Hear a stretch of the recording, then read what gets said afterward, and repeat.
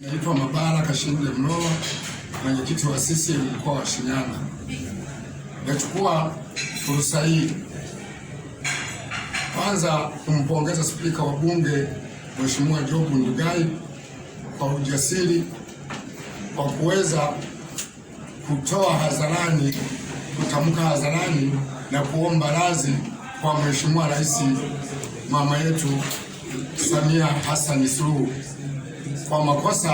kwa kosa ambalo alilolifanya. Namuombea radhi Mheshimiwa Job Ndugai kama alivyoomba yeye kwa Mheshimiwa Rais Samia Suluhu na mwenyekiti wetu wa chama taifa na Rais wa Jamhuri ya Muungano na Amiri Jeshi Mkuu wa majeshi yote Tanzania.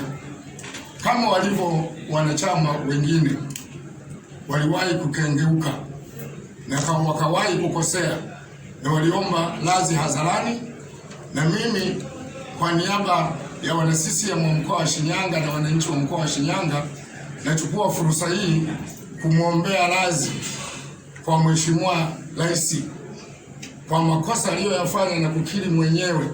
Ni kitendo ambacho kinaonyesha ukomavu na ni uzalendo wa chama chetu. Pale unapokosea, tumesema ni kujikosoa na kujikosoa, unabidi kujishusha kama alivyojishusha Spika wa Bunge na kuomba radhi kwa mwenyekiti wa chama taifa. Kwa hiyo na mimi naungana kumwombea radhi, na muombea radhi kwa Mwenyezi Mungu ili aweze kusamehewa. Taarifa hii na tamko hili kutoka mkoa wa Shinyanga imeandaliwa na mwenyekiti wa CCM mkoa wa Shinyanga, ndugu Mabala Kashinde Mlolwa. Kidumu Chama cha Mapinduzi, kazi iendelee.